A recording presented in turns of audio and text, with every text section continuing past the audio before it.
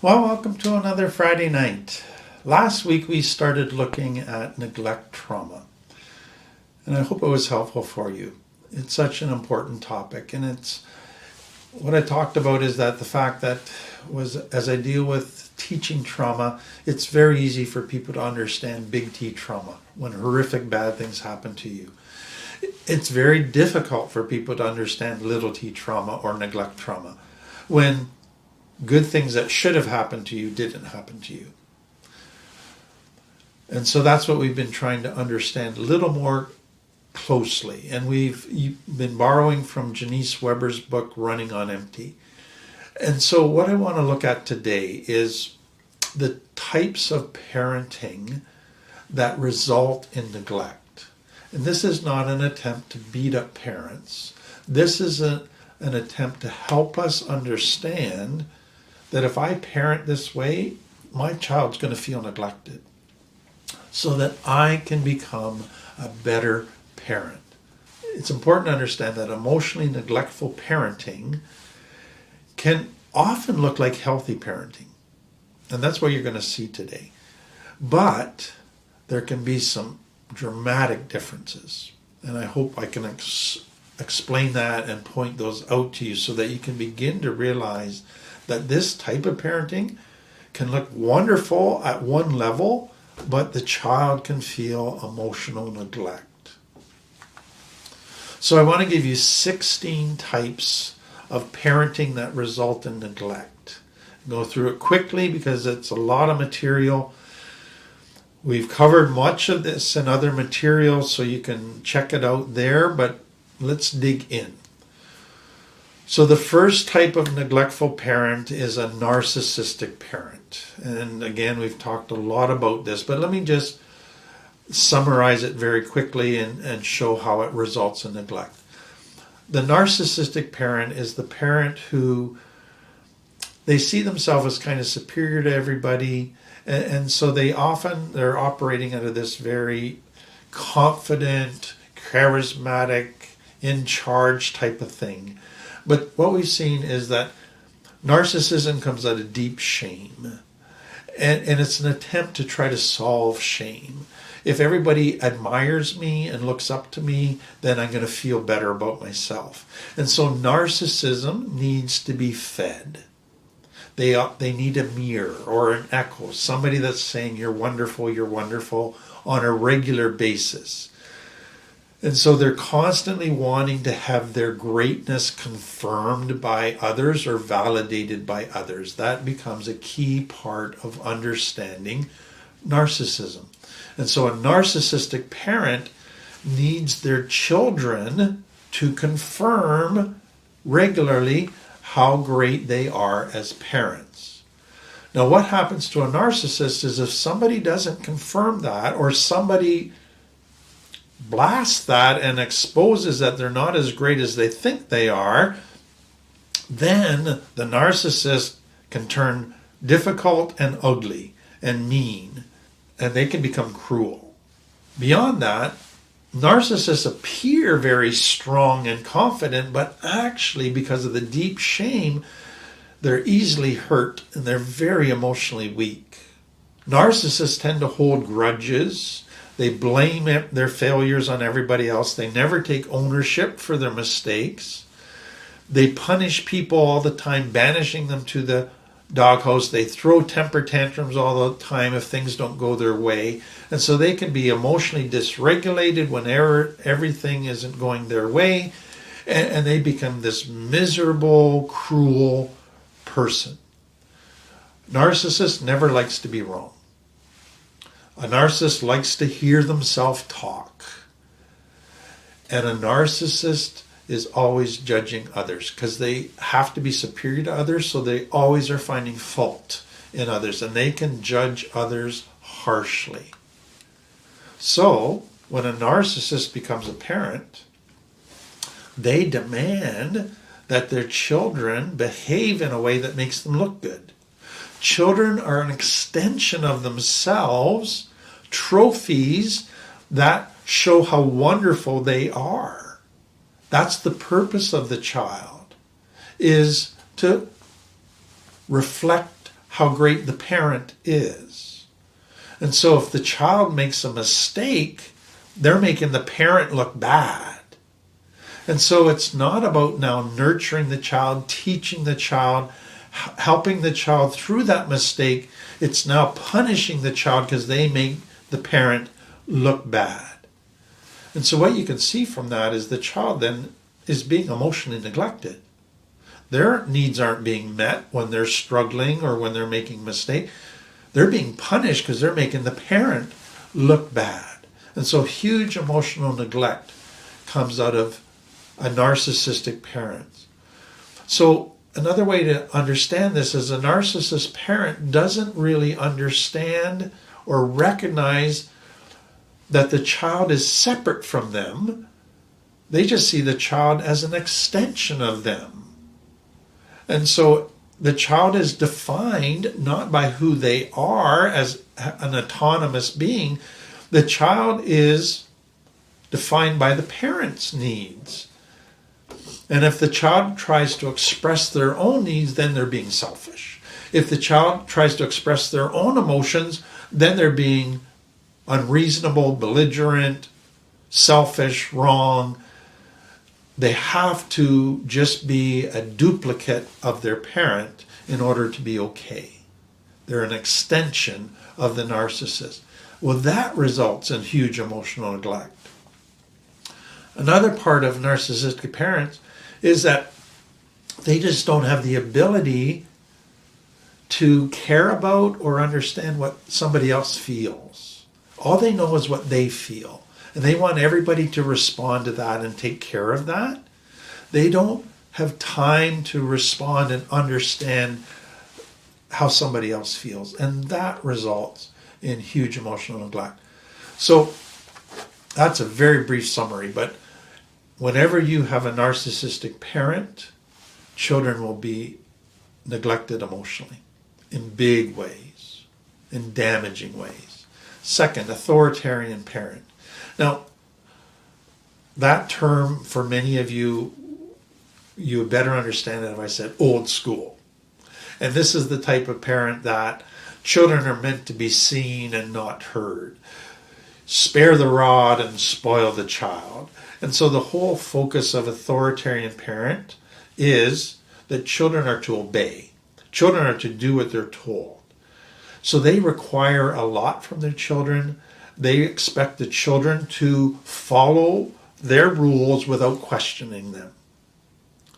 So the parent doesn't feel the need to explain the rules. And if the child questions the rules or doesn't obey, the parent, severe discipline. It's all about obedience. It's not about your needs. It's not about nurturing. It's about you obeying. That is the authoritarian parent. And so they can be oppressive in their crackdown discipline if the child doesn't comply with all of the rules. And so what you can see is if a child doesn't obey, the parents crack down this oppressive discipline. They don't take time to try to understand why the child didn't obey, to discuss things with the child, to explain things to the child. They're not particularly concerned about the child's feelings or ideas. They just want obedience. So you can see emotional neglect is happening there. So in the parent's mind is this template that a healthy child will have these behaviors. And so I just need to get them to comply and obey me and have these behaviors. And then they're going to be a healthy child. They don't realize that the child has emotional needs that need to be met before they can even do these behaviors. They bypass all of that. And so it's not about meeting the child's needs. No, the child's need is they need to obey and live by these behaviors, then they'll be healthy. And so because of that, in their mind, it's just, you don't need to go into all of that emotional stuff and meet those needs. You just need to obey. And that is huge neglect. And so, sadly, what happens is that many authoritarian parents equate love with obedience. If you love me, you obey me. If you're not obeying me, then you're not loving me, you're disrespecting me, you're rejecting me, you're doing all the wrong, bad things. So that then makes the child feel, if I'm not obeying, then I'm not good enough. It doesn't matter about my needs. I'm failing. I'm a terrible person. And huge shame messages come out of that. The third type of parent is the permissive parent.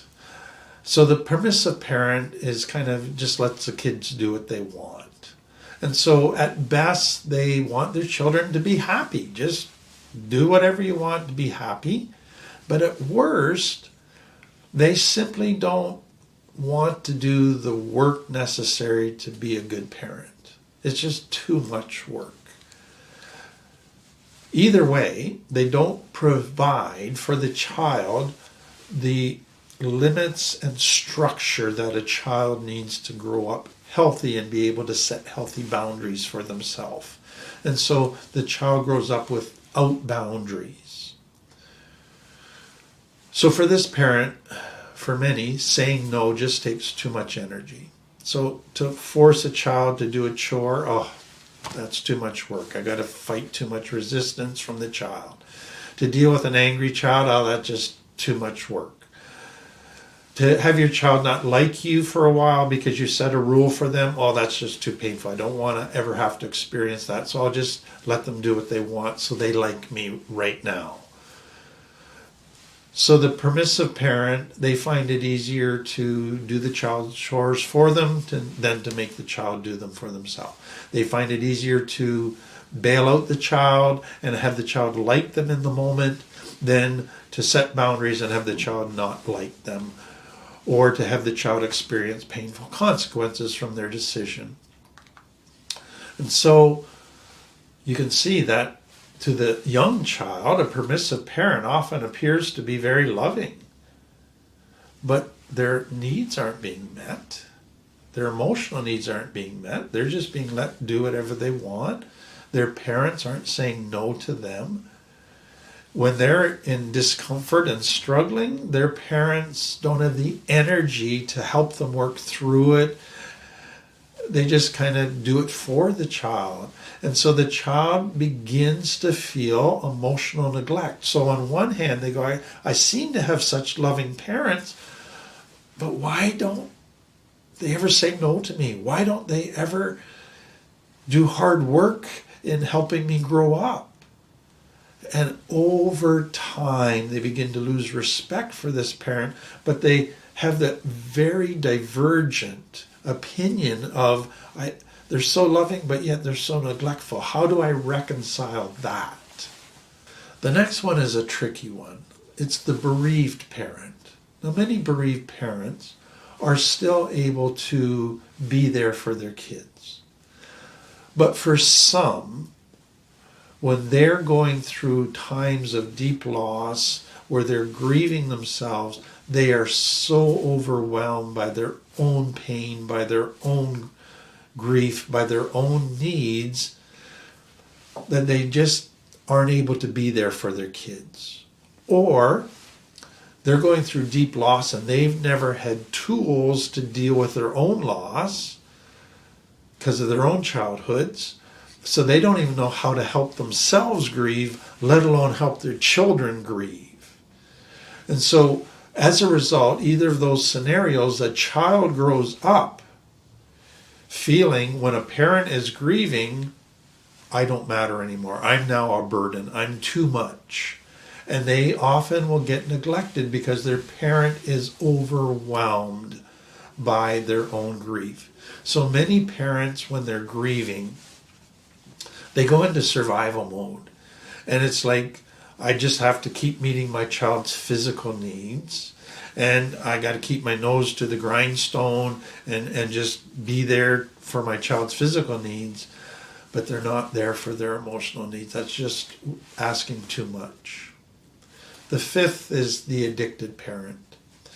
And we've done lots of stuff around addiction. And addiction is not just drugs and alcohol. It's any broad range of compulsive behaviors, from gambling, shopping, eating, internet, porn addiction, cigarettes, slot machines, on and on. What happens if you have a parent who's still able to be quite functional, but they're addicted as well, is the child grows up with a parent that behaves like two people. So when the parent is not in addiction mode, they are kind and supportive and wise and helpful and fun and reassuring and meeting the child's emotional needs well. But when they're in their food addiction, in their gambling addiction, in their shopping addiction, in their internet addiction, they're a different person. All of a sudden now, they're asleep on the job. They're not meeting their child's needs. They're irritable with their kids. They act immature. They act very selfish. They're staying up too late. They're not a present to the child. They're different.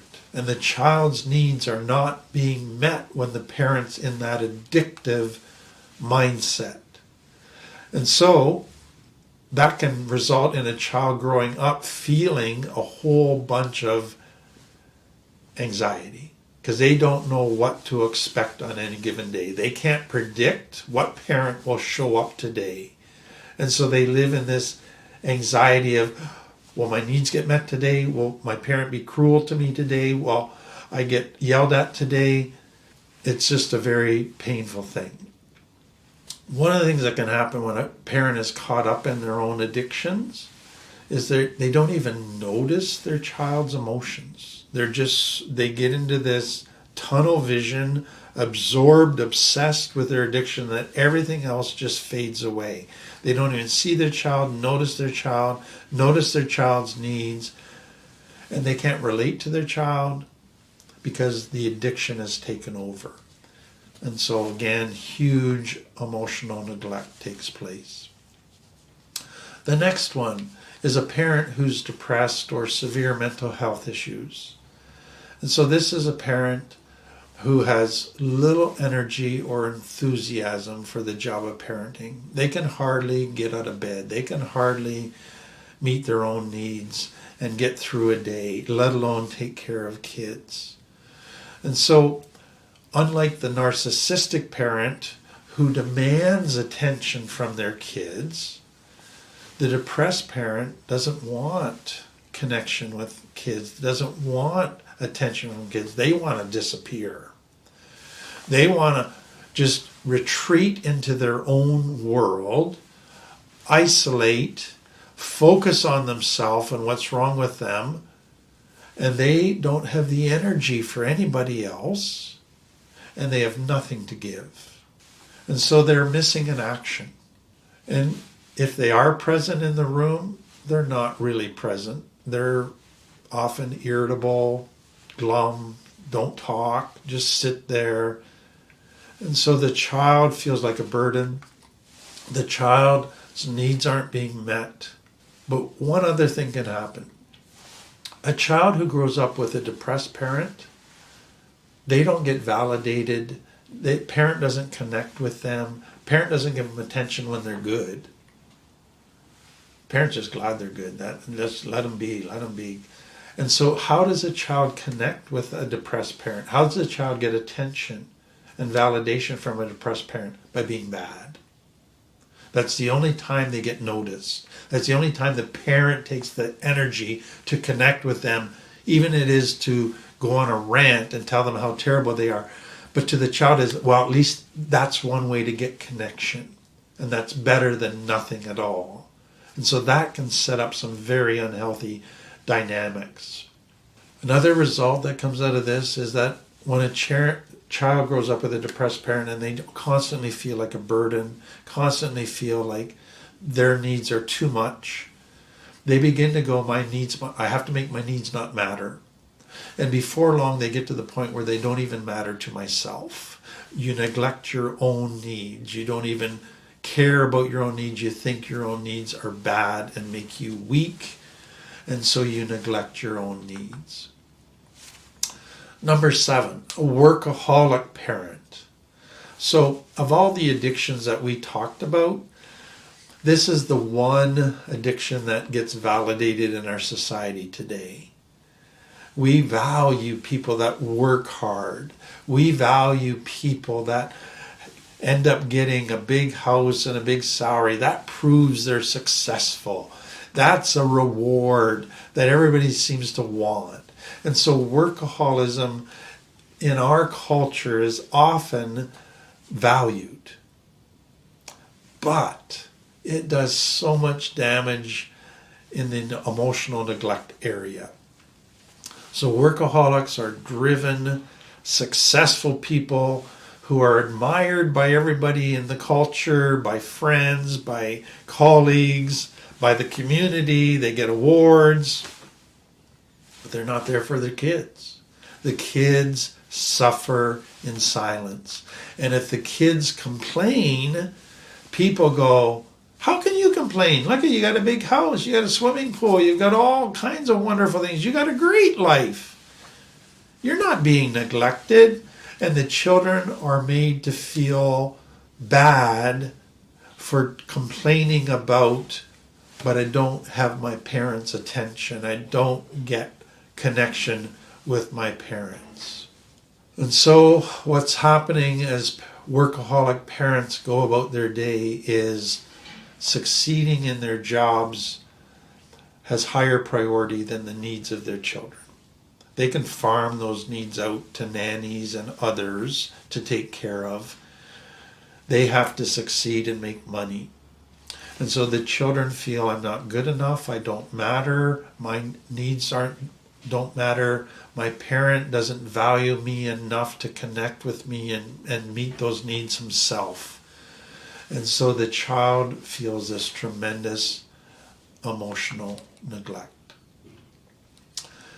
The next one is a difficult one to talk about, but important. And it's parents with another child or a spouse who has special needs.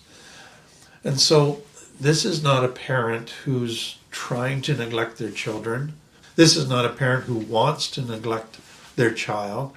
This is a parent who is so consumed by the needs of this other family member, they have no energy left or time left for the other children. And so they have the greatest love and intention and desire, but it's the needs of this other child that impair their ability to take care of the other children. And so their life basically is beyond their ability to control. They have limitations where they can't meet everybody's needs within, because of their own energy level, because of the amount of time in a day. And so children end up being neglected, not because the parent wants to, but because of the circumstances of that household. And that is a sad thing, but it happens. And so some of you have experienced that. And so what can happen is the parent, I'm going to take it a step further, is the parent often, in those circumstances, they're stretched to the limit, trying to take care of the needs of this one family member, that they often can, implicitly or explicitly, call upon the healthy child to help out. And so now the child, their needs are put aside, and now they have to be there for their sibling. And they have to become a caregiver as well. And so they've learned their needs have to get put aside and neglected. And somebody else's needs matter more than mine. And emotional neglect comes out of that. Another thing that happens, that often in a family where there is somebody that's sick with a chronic illness, is that often there's a lot of crisis that happens. So we got to be rushed to the hospital, or they went a night without sleep and everybody's just exhausted, or there's bills that are coming up because of all of the financial commitments necessary to meet this child's needs. So crisis after crisis after crisis. And what happens with the crisis? The child, well, I'm going to eat a hot dog all alone by myself tonight because mom and dad had to rush to the hospital again. And because of that, there's again an element of neglect. But then often in crisis mode, people are irritated with them when they haven't done anything wrong, but everybody's just on edge. Everybody's irritated, and that results in damage. Another thing that happens is that when a parent lives with a sick spouse or child, and that takes all of their attention, they tend to minimize the needs of the other children. Because nothing bad's happening to them. They've got their physical needs are being met. And so they begin to minimize that child's needs, but then put a burden on that child that they need to minimize their own needs. They need to help out more. They need to become more like a parent. And they need to be as compassionate and as selfless as the parent is. And so the parent says, I willingly sacrifice, you should willingly sacrifice. I am selfless constantly, you should be selfless constantly. And so the child is expected to have the same attitudes as the parent, and that means their needs get neglected. And so it's a very difficult situation, but there's damage that comes out of that. And again, this is not a desire to blame parents, it's to recognize the dynamics of what is taking place. Number 9 is the achievement, perfection, focused parent. So this connects a wee bit with the workaholic, but it's a wee bit different. This is the parent that's all about everything has to be perfect, and I always have to be achieving more and more. So they're driven not by necessarily a workaholism, they're driven by either perfectionism or I gotta always prove my value by achieving stuff.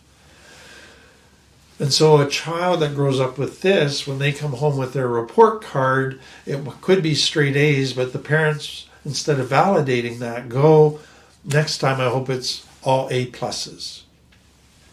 So good enough is never good enough. You always have to be getting better and better and better. That can result in huge emotional neglect. But it's important to say that not every achievement, perfection-focused parent neglects their children. It really boils down to kind of why they do what they do, their motivation. So a healthy achievement-focused parent supports their child to achieve what their child wants to achieve. An unhealthy achievement-focused parent pressures their child to achieve what the parent wants, what will make the parent feel good, what will make the parent feel successful. And so it's about the child and helping the child develop and grow.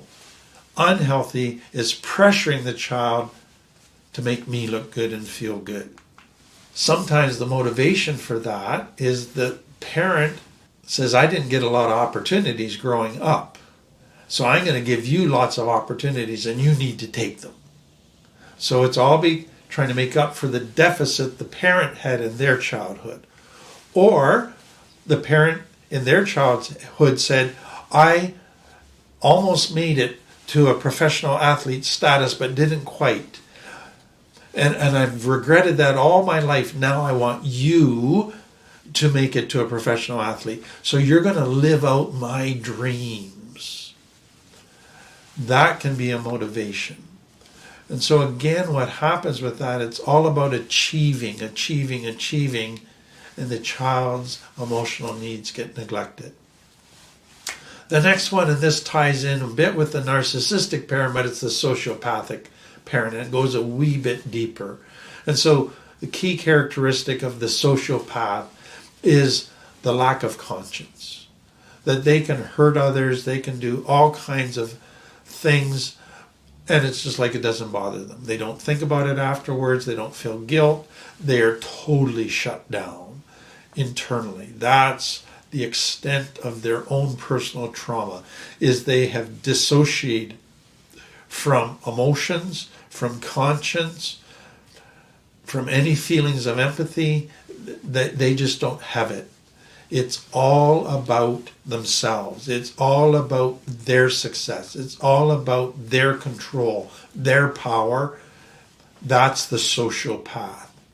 And so with the sociopath, other people's feelings don't matter. So my child's feelings, they don't matter. Who needs to nurture them? And so they just don't connect to emotions, and they don't feel that emotions in others or themselves are important. And so for them, life is about control. And so when they become a parent, they need to control their kids. And if the kids comply with that control, then the sociopath can actually have some feelings that feel a little bit like love to that child. They're such a good child. They're wonderful, adorable. But if the child ever resists that and doesn't comply with that control and wants to be autonomous and wants to explore their own strengths and passions, then the sociopath feels threatened by that, and then they flip and become, I despise this child. I am going to be cruel to this child. And they are going to use every means possible to try to pressure that child to comply. They are going to lie to that child, be ruthless with that child, verbally abuse that child, emotionally abuse that child. They are going to pout, have temper tantrums, blame the child, accuse the child of all kinds of different things, try to punish the child in cruel, heartless ways to try to get that child back under their control. So it's never about the child's needs. It's only about what the parent needs, and that is control. Important part to understand with sociopaths is that they often play the victim. Oh, you're doing this to me. You're hurting me. You're making me look bad. What are other people going to think of me? It's all about them, but they play the victim card like a pro. And so the child, again, is totally neglected because the parent is only concerned about themselves. The next one, number 11, the child as a parent. Sadly, for many children growing up in complex trauma families, is the parents acted like children and expected the children to take care of themselves, their siblings, and even to take care of the parents. And so if you grew up in a home like that, where you had to take care of everybody else, you were emotionally neglected. Because your parents weren't there for you, your parents wanted you to be there for them. And you had to become the parent. And so that results in emotional neglect. This next one is probably the biggest category, and it's parents who are well-meaning, but who were neglected themselves when they were a child. And so they grow up and now become parents, and they don't have tools on how to take care of the needs of their children because nobody ever did that for them. And so they can have tremendous love for their children and want the best for their children, but still emotionally neglect their children because they don't have the tools to meet those needs. They don't know how to connect with their children and be there for their children. And sadly to me, this is what comes out of complex trauma, is those children grow up and then emotionally neglect their children, not because they want to. They love their children. They just don't have the tools and know how to connect to their children and meet their emotional needs. And so this is why we spend so much time on this topic, saying the first step in you becoming a good parent is not learning a bunch of techniques around very superficial things. It is you dealing with your own wounds and your own lack of tools that came out of your childhood, so that you're able to connect to your children. And so it is one thing to love your children. It is totally different to have the tools to connect with them. And if you don't have the tools to connect with them, your child will feel neglect. So loving your child isn't enough if it doesn't translate into connecting, being attuned to them, being present to them, being able to meet their emotional needs, and being able to put the energy and effort into maintaining that consistently. That is what healthy parenting is about. And if you didn't have that growing up, you have to go through the process of learning how to do that, and that is challenging. Next one connected to that is, if you grew up and you did not have secure attachment in your childhood, so your parents never securely attached with you, be aware that you probably are going to struggle with being able to securely attach to your children because you didn't get those tools. And when you don't securely attach to a child, they feel emotional neglect. So again, you have to heal yourself and learn tools of attachment, or that will be spread on to your children. Number 14, if you grew up in a home that you had an emotionally restrictive parent, then you will felt emotional neglect. So there's two types of emotionally restrictive parents. So the one would be what I call a stoic parent. And that is basically the parent where no intense emotions are allowed. We're always going to be calm, cool, and collected, always under control. And so we can cry a little bit, but not too much. We can have a little wee bit of irritation, but not explosive anger. And so you live in this very narrow emotional world of what is allowed. That's an emotionally restricted parent. And so what happens then to a child who's got severe loss and pain and they're crying a lot, that stoic parent will neglect that and say, just get over it. Go to your room and don't come out till you got a smile on your face, because they can't deal with that. They just deal with it by shutting it down. They don't nurture it. And that's emotional neglect. The second type is the parent who only allows one emotion, and that is fun. Kids have to be happy all the time. And so if the child is upset, nope, you got to be happy. So you're going to get punished for being upset, or go to your room, don't come out till you're happy. In both cases, that kind of parent causes all kinds of emotional needs within a child to be overlooked, to be judged, to not be nurtured, because the parent doesn't have the capacity to do that. Number 15 is the parent who is so wrapped up in their own problems that they become a victim, with a victim mentality. So they just see themselves as, poor me, my life sucks, and they see themselves as helpless to change their negative circumstances. And so they just kind of wallow in self-pity that this is a terrible, terrible life. But what has happened is they're totally preoccupied with their own problems and their own pain with themselves. They're not attuned. They're not caring for the needs of their children. It's all about their needs. And they're always complaining, but they're not taking steps to change. And so they just remain in this unresolved, painful place that they complain about. And their children get neglected. The final one, and we've done a lot of stuff on this, is the parent who develops a codependent relationship with the child. And this happens a lot in complex trauma.